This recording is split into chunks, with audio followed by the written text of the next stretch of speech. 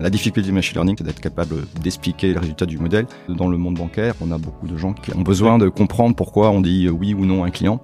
Parfois, ce qui est en effet compliqué, c'est d'expliquer pourquoi le modèle a dit non, alors que l'humain aurait dit oui. Bonjour, je suis Manuel Davy et je vous souhaite la bienvenue dans les carnets de l'IA. Ce podcast, c'est l'occasion de vous partager les expériences de la communauté de celles et ceux qui font bouger l'intelligence artificielle. Pourquoi et comment adopter l'IA dans son entreprise ? Par où commencer ? Ou encore, quelles sont les bonnes pratiques pour performer ? Autant de questions auxquelles nous apportons des réponses avec des spécialistes du sujet. Bonjour à tous, j'ai le plaisir d'être aujourd'hui avec Laurent Boudet chez CGI Finance à Marc-en-Barœul. Bonjour Laurent. Bonjour Manuel. Merci de nous accueillir dans tes bureaux. Est-ce que tu pourrais te présenter pour nos auditeurs ? Oui, avec plaisir. Donc, je suis Laurent Boudet, je suis directeur des solutions data et digital chez CGI Finance. Donc, je suis membre du COMEX. Et donc, je m'occupe beaucoup de solutions data. Est-ce que tu peux nous expliquer ce que fait CGI Finance ? Oui, bien sûr. Donc, CGI Finance est un financeur très orienté automobile. Donc, on finance des constructeurs, on finance des distributeurs. Donc, on finance les voitures qui sont dans leur showroom pour qu'ils les vendent à des clients finaux. Et bien sûr, et c'est le gros de notre activité, on finance aussi les voitures à ces clients finaux. C'est-à-dire que si j'achète ma voiture en location longue durée ou location avec option d'achat, en fait, c'est CGI Finance derrière qui organise la gestion financière de cette opération. Tout à fait. Si tu achètes par exemple chez Porsche, parce que Porsche par exemple est un de nos clients, donc tu as la chance de pouvoir acheter une Porsche et si tu la finances, c'est CGI qui achètera la Porsche et qui te la louera. Voilà. D'accord. Ah oui, ok. Tout à fait. Et donc, c'est une entreprise qui fait combien de personnes ? Enfin, quelle est la taille de... Ouais, c'est une entreprise qui fait plus de 1000 personnes, 1100 personnes. Donc, la majorité sont à Marc-en-Barœul, au siège. D'accord. Mais il y a également des personnes qui sont sur toute la France, puisqu'on a des agences et on a des back-office qui sont proches des lieux où sont les voitures, donc chez les distributeurs. Très bien. Alors, la raison pour laquelle on se rencontre aujourd'hui, c'est qu'on a organisé récemment à la Cité de l'IA une matinale sur la finance et l'intelligence artificielle. Et tu as notamment présenté un travail sur l'utilisation d'algorithmes en fait pour l'estimation de certains niveaux de risque pour le financement. Est-ce que tu pourrais nous expliquer tout ça pour nos auditeurs ? Oui, je vais essayer d'expliquer ça simplement. En effet, lorsqu'on finance une voiture en location avec option d'achat, pour faire une mensualité plus petite, il y a à la fin, il y a la valeur de la voiture qui permet de diminuer cette mensualité. Et donc, cette valeur estimée de la voiture en fin de contrat, il faut qu'on la fixe dès le début, donc 3-4 ans avant que la voiture soit revendue sur le marché. D'accord. Et pour cela, on a besoin d'utiliser des modèles. Donc, il faut anticiper l'évolution des valeurs de marché des voitures à horizon de 3-4 ans. Ce qui ne doit pas être évident en ce moment avec l'arrivée de l'électrique qui peut-être, et puis des voitures chinoises peut-être qui viennent perturber les marchés qui étaient plus stables dans le passé. Oui, tout à fait. Alors, il y a beaucoup de facteurs qui font que c'est assez difficile à prédire. En effet, l'arrivée des voitures chinoises et notamment parmi nos grands clients, on a des voitures chinoises puisqu'on a BYD qui est notre partenaire et qui donc ont des prix agressifs qui viennent donc chahuter le prix du marché. Et en effet, le prix de l'occasion future d'une voiture électrique est pas évident à prédire puisqu'en effet, il y a aussi le comportement du client qui aura peut-être peur de garder une voiture d'occasion, même si en pratique, aujourd'hui, les voitures qui reviennent sur le marché, les voitures d'il y a 3-4 ans, roulent bien et fonctionnent bien. Donc, pas d'inquiétude à avoir, mais bon. Alors, comment on fait pour prédire le prix dans un contexte aussi complexe ? C'est pas une évidence. En tout cas, la meilleure chose qu'on peut faire, en tout cas, c'est constater déjà le prix aujourd'hui. Donc, clairement, c'est un sujet data. Et pour avoir cette information, comme CGI Finance, c'est un gros acteur du financement automobile. On est connecté au stock de nos distributeurs. Et donc, on voit au quotidien les voitures qui partent, si elles partent bien, à quel prix elles sont vendues. Et c'est à partir de ces données qu'on essaye de reproduire ce qui se passera dans le futur. D'accord. Donc, ça permet d'identifier des tendances et des évolutions probables dans les années à venir. Tout à fait, des tendances. Et même plus que ça, on fait même du machine learning pour essayer d'être le plus fin possible par rapport à différents éléments qui caractérisent la voiture et donc qu'on projette dans le futur à partir d'éléments que l'on suppute sur comment va se passer le futur sur ces voitures-là. D'accord. Alors, quand tu dis on fait du machine learning, est-ce que vous faites appel à des prestataires extérieurs ? Est-ce que vous avez des équipes internes qui travaillent sur ces sujets ? Comment s'organiser chez CGI Finance ? En fait, on fait tout en interne. Alors, c'est vrai que c'est un choix qu'on a fait il y a quelques années, puisqu'en effet, pas mal de prestataires travaillent sur des sujets de valorisation de voitures. Oui. Mais c'est des prestataires qui sont courtisés par les marques automobiles. Et donc, qui sont influencés parfois par les marques automobiles, qui sont aussi leurs clients. D'accord. Et donc on a fait le choix, puisque nous c'est un sujet important, un sujet risque, de ne pas utiliser ces prestataires pour avoir une maîtrise complète de la façon dont ces valorisations sont faites. Donc je trouve ça, c'est un enseignement très intéressant, c'est-à-dire que ceux qui vont nous accompagner finalement pour faire des estimations de probabilité, il faut garder une forme d'indépendance si on veut pas qu'ils teintent leurs prévisions d'intérêt qui peuvent ne pas être les vôtres. Exactement, c'est une des choses. Et une deuxième aussi, on est dans une banque, enfin CTG Finance est établissement de crédit, et on se doit de pouvoir maîtriser nos modèles, les justifier. D'accord. On a une ligne de défense 2 qui vérifie ce que l'on fait, qui contrôle, etc. Et donc, si on fait appel à des prestataires, on ne peut pas leur demander d'être à livre ouvert sur leur modèle.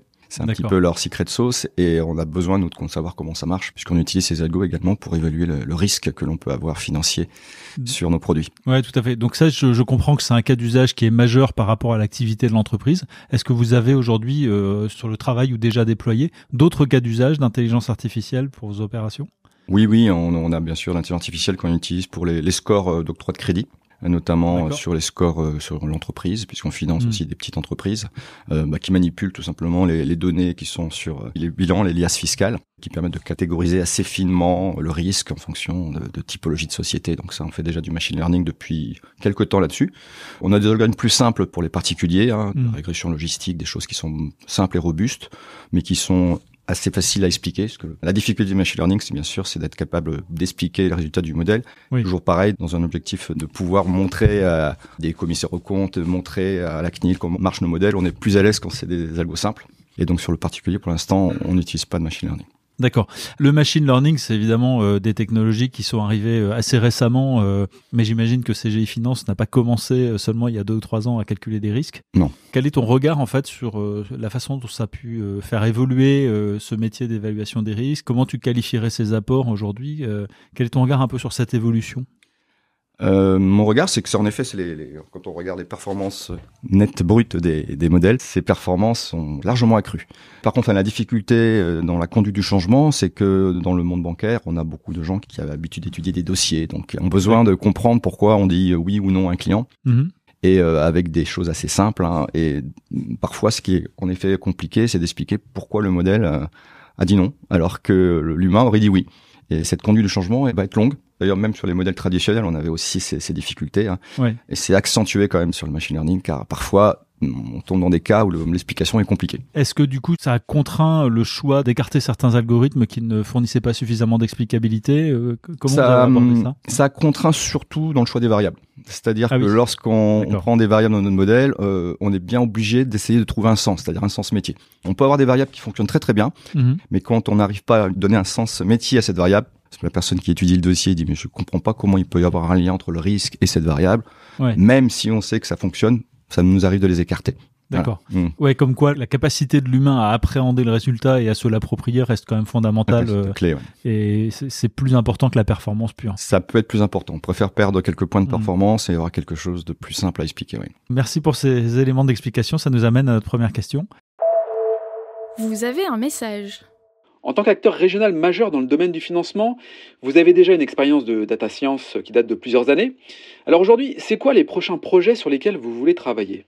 Nous avons bien sûr d'autres projets dans les cartons et bien sûr, comme toutes les entreprises en ce moment, on regarde de très près ce que les IA génératrices peuvent nous procurer comme service. Et donc on a des projets, je pense comme beaucoup de monde, autour des agents, des agents intelligents. C'est le mot à la mode, mais c'est un mot qui a vraiment du sens. Nous on intègre, on commence à utiliser Copilot 365 dans nos outils, donc on voit ce que ça donne au quotidien. Mais l'idée, on va pas acheter une licence Copilot à tous les salariés, ça coûte cher.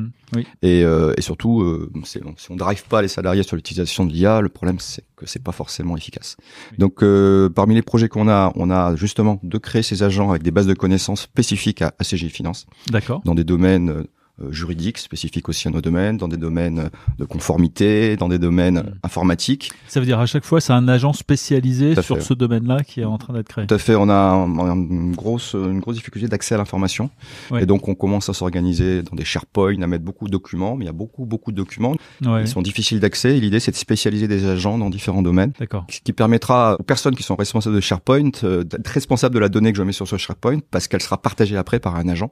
Oui. Et donc l'enjeu n'est pas totalement l'IA en elle-même, mais c'est la qualité de l'information qu'on donne à cette IA pour répondre à des problématiques. Ouais. D'ailleurs, c'est un retour qu'on voit de plus en plus émerger sur les premiers cas d'usage de ce qu'on appelait avant les RAG, qu'on appelle maintenant les agents. Ouais. C'est la nécessité de bien structurer, de bien organiser l'information. Ça, c'est quelque chose que vous avez constaté aussi. Et comment vous y avez fait face ? Dès le début des IA génératrices, avant même qu'on parle d'agents, en effet, on s'est aperçu du potentiel de bien sauvegarder la donnée, de bien la classer.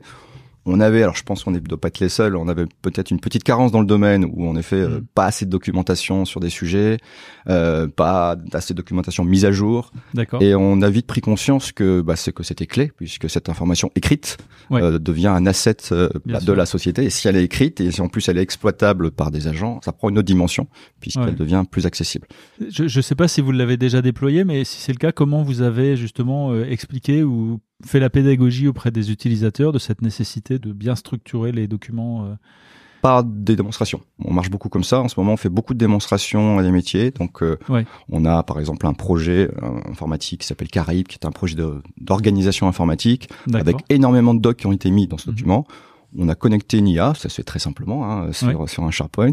On a diffusé cette IA aux acteurs clés du projet qui au début étaient un petit peu dit qu'est-ce que ça va m'apporter Et on a vu qu'elle pouvait répondre à des questions qui n'étaient pas forcément directement inscrites dans les documents, mais elle faisait le lien entre ces informations, ces principes du RAG, pour donner des réponses qui avaient vraiment beaucoup de sens. D'accord. Et le taux d'utilisation qu'on suit a explosé suite à ces quelques démonstrations. Voilà.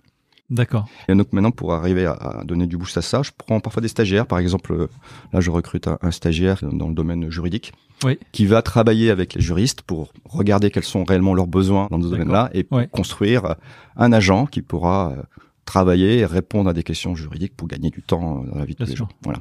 Vous avez fait des mesures un peu, des retours ou des verbatim, peut-être des retours utilisateurs sur ces premières expériences ?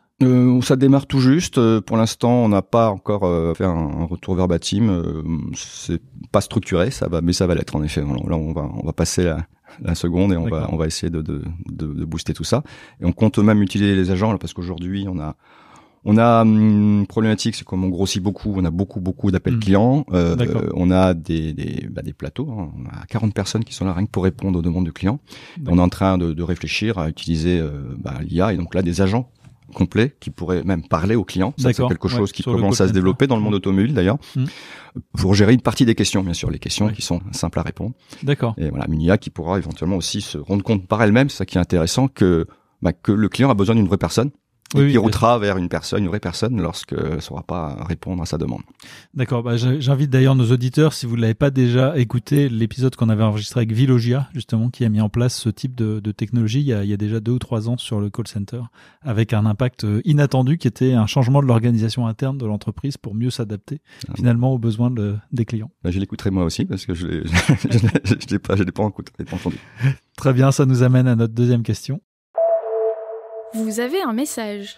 Vous qui côtoyez beaucoup ce milieu, quelles sont vos observations sur l'adoption de l'IA dans le secteur de la distribution automobile ?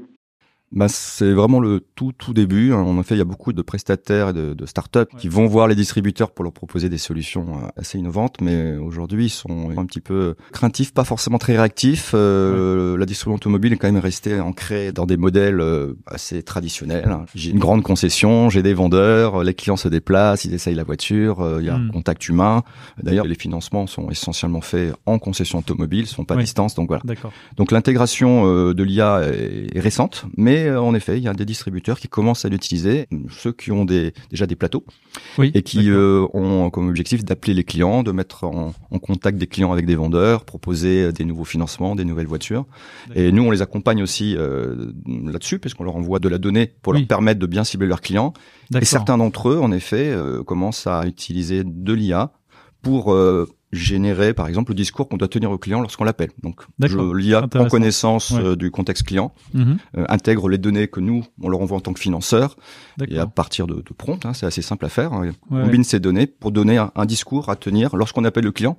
D'accord. Ce qui est quelque chose de très important, parce que c'est, pour quelqu'un qui est sur un plateau, c'est facile de répondre à un client qui pose une question, parce que le client est demandeur, mais d'appeler un client qui n'a rien demandé, ça demande un effort beaucoup plus fort, et l'IA permet de faciliter, puisque on sait comment aborder la chose de manière quasiment automatique. D'accord. Et vous, dans ce milieu-là, vous faites figure de précurseur sur l'utilisation de l'IA, donc vous avez probablement un rôle aussi d'accompagner, de diffuser ces technologies auprès du reste de ce secteur-là. Oui, tout à fait. On s'est réorganisé récemment. Donc, moi, je suis directeur des solutions data et digital, donc depuis seulement le début de l'année. Et en effet, l'objectif, c'est de déployer, on déploie nos outils chez les distributeurs, classiquement pour faire du financement sur les sites. D'accord. Mais on déploie aussi de la data et on veut déployer du savoir-faire IA pour les aider justement à développer et les aider à vendre des voitures. Le financement, c'est aider à vendre des voitures et on peut les aider d'autres façons. D'accord. C'est en effet notre stratégie. Oui, c'est d'aller au-delà du simple service de base pour créer une vraie relation. Une vraie relation, solide avec les aider à vendre des voitures, c'est vraiment notre cœur de notre métier. Très bien, ça fait une belle feuille de route et une belle conclusion pour notre échange.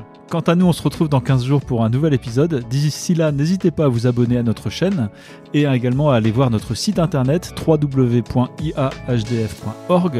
À très bientôt.